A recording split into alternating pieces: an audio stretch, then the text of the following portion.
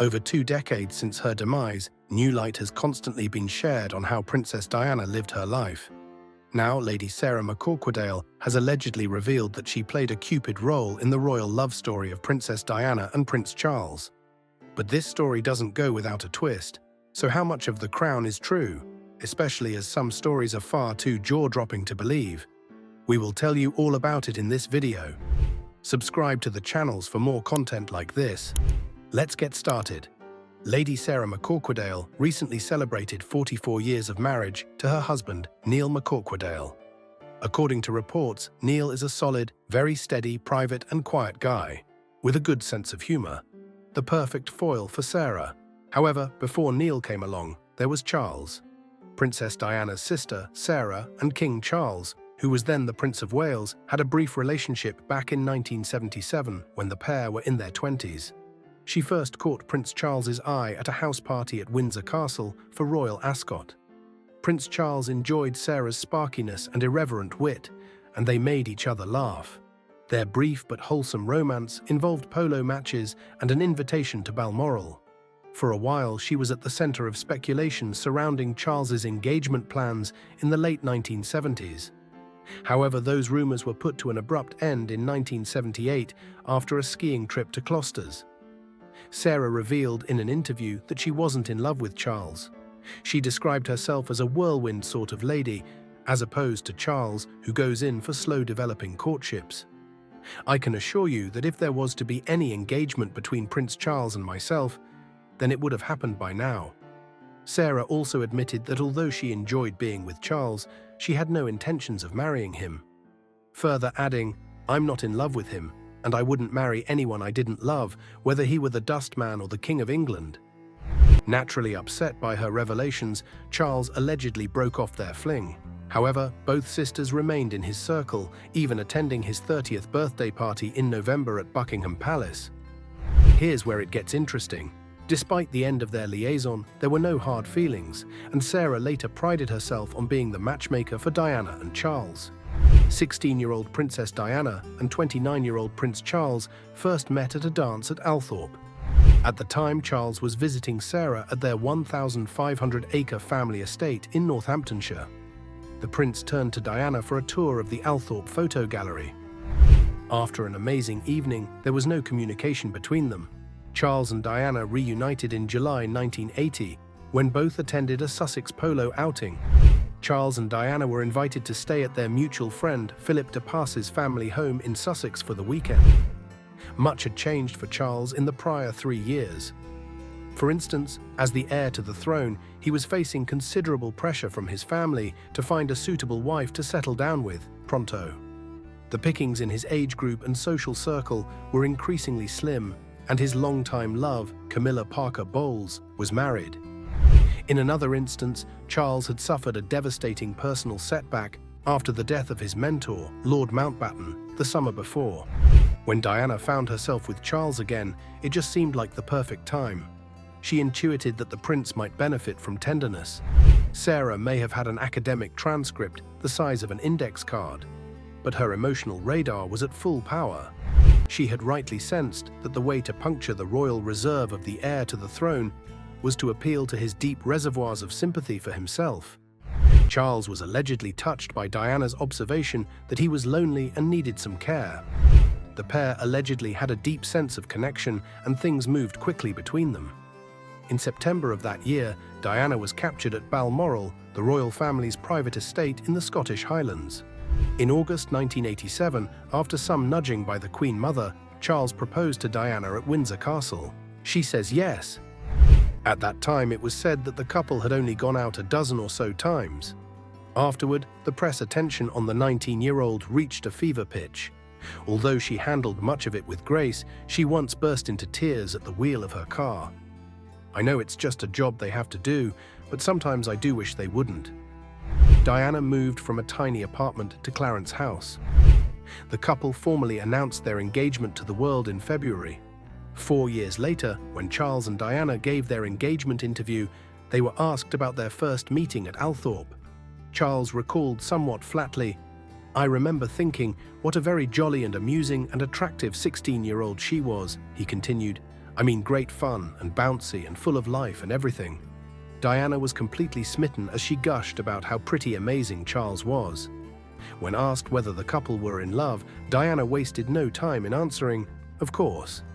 Charles, on the other hand, offered up a buzzkill of an answer. He said, whatever in love means. Charles and Diana's wedding was the most celebrated event of the 20th century, with thousands of people turning out to cheer on the couple on their big day.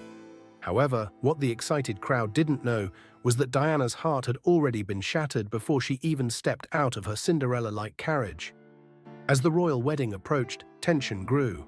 The nation was captivated by the shy yet enchanting future Princess of Wales. For many, it seemed like a real-life fairy tale, but for Diana, the magic was quickly fading. While the wedding preparations were in full swing, Charles continued his royal duties as usual. He embarked on a tour of Australia and New Zealand 5 weeks after presenting Diana with a stunning sapphire ring. Any newly engaged couple would naturally feel anxious about being on opposite sides of the world, but for Diana, there was an extra layer of sadness waiting for her. So how did she go from a butterfly-filled belly to barely getting any? According to a very popular fan theory, Charles and Diana had wildly different impressions of each other.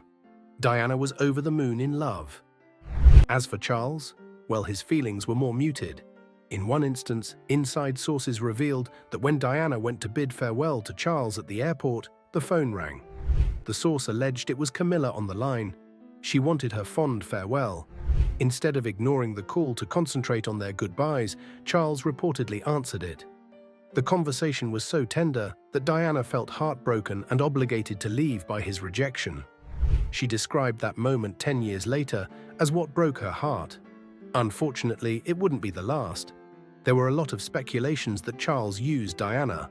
He didn't love her and had no intention of honoring his marriage vows. Many fans think he just needed his heir, and that once that was achieved, he went off with the woman he'd always loved, Camilla. As you probably know, Charles's relationship with Camilla ended when she married Andrew Parker Bowles in the summer of 1973. Camilla settled into her new life as a wife and mother, and her friendship with Charles remained platonic in the years that followed. But the pair restarted their affair shortly after the birth of Camilla's second child, Laura, in early 1978, and in 1979, Charles turned to Camilla for consolation for his grief following the death of Lord Mountbatten. Camilla's husband, unfortunately, was very unfaithful to her, and she was allegedly very lonesome in her marriage. So she found solace in the arms of Charles. However, Camilla knew that once Charles became married, the physical side of their relationship would end. She was under no illusion that it would carry on. When Camilla realized that Diana was jealous of her, she stepped right back. Well, there were 3 of us in this marriage, so it was a bit crowded. She talked openly about having postnatal depression, A few days to I do, there seemed to have been trouble in paradise after Diana found a bracelet Charles had made for Camilla. But her sisters said it was too late to call it off. Despite their alleged troubled union, Diana walked down the aisle in July 1981. The royal wedding was held at St. Paul's Cathedral with an estimated 750 million people watching their Westminster Abbey nuptials. Diana wore a dress by Elizabeth and David Emanuel. Well, not all fairy tales have a happily ever after. As you've probably guessed, their marriage was contentious and their divorce messy. However, Diana and Charles did allegedly share a few moments of genuine happiness. For example, when they had their children. In June 1982, the couple had their first child, Prince William. 2 years later, they welcomed their second child, Prince Harry. However, things soon started to go south. Diana suffered from postpartum depression. You'd wake up in the morning feeling you didn't want to get out of bed. You felt misunderstood and just very, very low in yourself, she told the BBC in 1995. The pair were allegedly tremendously unhappy with their marriage. But that's not all. suffering from bulimia for more than 3 years, and about the self-inflicted injuries to her arms and legs. She says she only wanted to put her side of the story. Is the House of Windsor so flimsy it can be... Both Charles and Diana extramarital affairs. Charles picked things back up with Camilla Parker Bowles, and Diana allegedly had several affairs of her own. In a letter to an unidentified correspondent, Charles wrote about how awful incompatibility is, and how dreadfully destructive it can be for the players. Charles and Camilla first saw one another again in 1986, when Charles invited her and her husband Andrew for tea at Highgrove. Over the coming months, Charles and Camilla's friendship developed, and by around 1987, the pair were romantically involved again. Andrew was still being unfaithful to Camilla, and she didn't feel loved or cherished by him in their marriage. Meanwhile, Diana by this time had allegedly had affairs with several men, the first of which was with her bodyguard, Barry Monarchy. She was also allegedly seeing James Hewitt, a former cavalry officer in the British Army. It was at this time Charles allegedly went back to Camilla. The couple were leading very separate lives by this point. In the next few years, Charles and Diana were plagued with rumors of marital trouble. Rumors started to gain steam. In 1987, after Diana didn't join Charles on the family's annual summer trip to Balmoral, during several public appearances, they seemed distant and unhappy. To put up a united front, the couple vacationed together in November 1992 to South Korea. They looked so miserable that the British press called them the Glums. Just like that, a fairy tale marriage cooled into an arrangement. The following month, Prime Minister John Major announced to the House of Commons that the Prince and Princess of Wales were separating. He read from a Buckingham Palace statement that the decision was reached amicably. Neither Charles nor Diana made any comment on their alleged separation. Instead, Charles attended a business luncheon and Diana visited a clinic in northeast England. According to reports, no third party was involved in the decision. This drama threw the monarchy into deep turmoil. The news of the separation was at a time when the credibility of the monarchy was at a modern low point as a result of persistent reports alluding to the marital scandals and wealthy lifestyle of some members of the royal family. In a 1995 interview with the BBC, Diana said that she felt deep, profound sadness about their decision. We had struggled to keep it going, but obviously we'd both run out of steam. After agreeing in July, Prince Charles and Princess Diana's divorce was finalized in August 1996. Diana received a significant financial settlement, but not without being stripped of her Royal Highness status. Tragically, her new, liberated post-royal life was cut short after a fatal car crash in Paris a year later. In January 1999, Charles and Camilla made their first public appearance together as a couple. Their engagement was announced on the 10th of February 2005, and they married just a couple of months later in April at a civil wedding at Windsor Guildhall. The wedding was followed by a service of blessing at St. George's Chapel in Windsor Castle. 4 decades later, and many fans still wonder how Sarah and Diana's life could have turned out if Sarah had played her cards right. However, it seems that for Sarah, a more humble marriage to a wealthy Lincolnshire farmer, rather than toiling on the royal front line, was the true path to happiness. Lady Sarah married Neil Edmund McCorquodale in 1980. The couple opted for a modest ceremony. The wedding was held at the small St. Mary's Church near Althorpe, and the reception followed at the family estate. On the day of her wedding, Lady Sarah wore a high-necked lace gown, along with the famous Spencer family tiara and a classic bouquet of white flowers. The Spencer tiara, which was made by Garrards, has an elaborate design of stylized flowers decorated with diamonds in silver settings. It is said to date back to the 18th century and was given to Diana's grandmother, Cynthia, Viscountess Althorpe. It was a wedding gift from a distant relative, Lady Sarah Spencer, in 1919.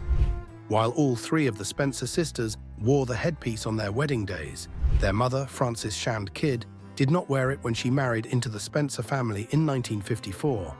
The pair are married to this day and have 3 children together: Emily Jane McCorquodale, Celia Rose McCorquodale, and George Edmund McCorquodale. After marriage, Lady Sarah and Diana remained close. The sisters would go on holiday with their children, and Sarah even became one of Diana's ladies-in-waiting between 1992 and 1997. It was a reversal of their childhood dynamic in which Diana hero-worshipped her big sister, even being a cleaner at a rental house that Sarah managed for their father. Rumors suggest that Sarah's support may have extended to turning a blind eye to the ups and downs of Diana's love life. Diana once referred to Sarah as the only person she could trust. Sources revealed that Sarah allegedly knew about Diana's affairs. The closeness between the sisters was evident even after Diana's death. At Diana's funeral, Lady Sarah read a poem in her honor. She also acted as co-executor of Diana's will and became president of the Diana, Princess of Wales Memorial Fund until it closed in 2012.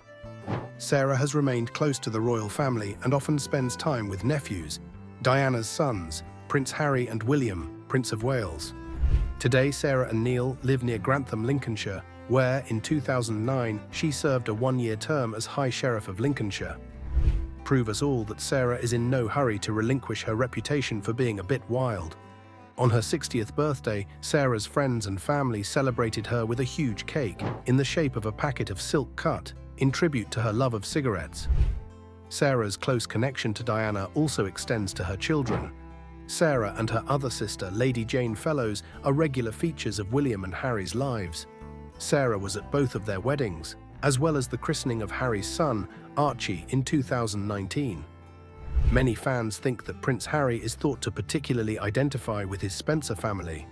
Not only does Harry look very Spencer with his red hair, but he also allegedly calls his aunts Sarah and Jane his red aunts. Sarah's children Emily, George and Celia are close to their Windsor cousins. But let's hear your thoughts on this. How do you think Diana's life would have turned out if she hadn't met Prince Charles? Leave your thoughts in the comment below.